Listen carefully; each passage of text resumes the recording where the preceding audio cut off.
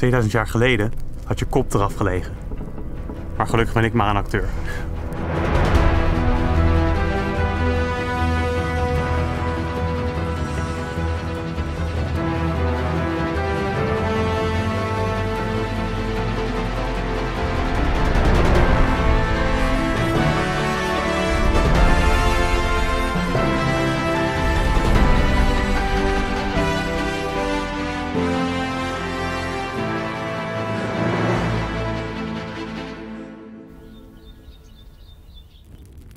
Ik moet bekennen dat jullie Germanen eigenlijk helemaal geen barbaren zijn als ik dit zo zie.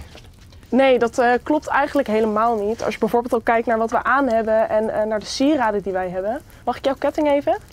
Dan zie je dat dat heel erg gedetailleerd is en heel verfijnd. En deze mensen die maken dit door dit te gieten en vervolgens helemaal met de hand te bewerken. Wauw. Dus je kan wel zeggen dat de Germanen niet hetzelfde zijn als de Romeinen, maar ze zijn zeker niet minder ontwikkeld. Supermooi dit.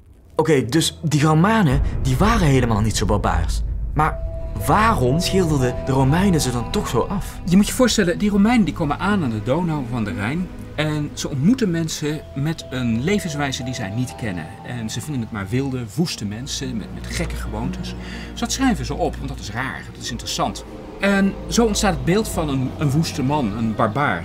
Het komt de Romeinen tegelijkertijd ook wel goed uit eigenlijk. Want straks gaan ze oorlog voeren tegen deze woeste mannen. En dan is het eigenlijk wel handig dat ze al van tevoren deze lui als barbaren hebben weggezet. Dat rechtvaardigt dat je ze straks tot Romeinen gaat maken. Enerzijds is het gewoon een logische beeldvorming. Anderzijds is het gewoon het zwart maken van je toekomstige vijand. En dat noemen we propaganda. De Romeinen hadden er dus baat bij om de Germanen weg te zetten als barbaren. Eigenlijk is het toch gewoon helemaal geen steek veranderd, hè? Als je kijkt naar hoe het nu gaat. Ik bedoel, je had vroeger grenzen, je hebt nu nog steeds grenzen. Ja. Ze zijn nog steeds bang voor het grote onbekende.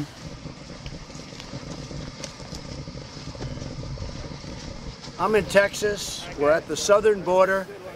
We have incredible people. I'm surrounded by Border Patrol and ICE and law enforcement, and they have done an incredible job. But we all want to see a wall or a barrier. Ook als je gaat kijken naar bijvoorbeeld wat in Amerika gebeurt, er wordt gewoon weer een muur gebouwd om de Mexicanen buiten te houden. De hele Zuid-Europese grens is gewoon één grote muur om vluchtelingen buiten te houden.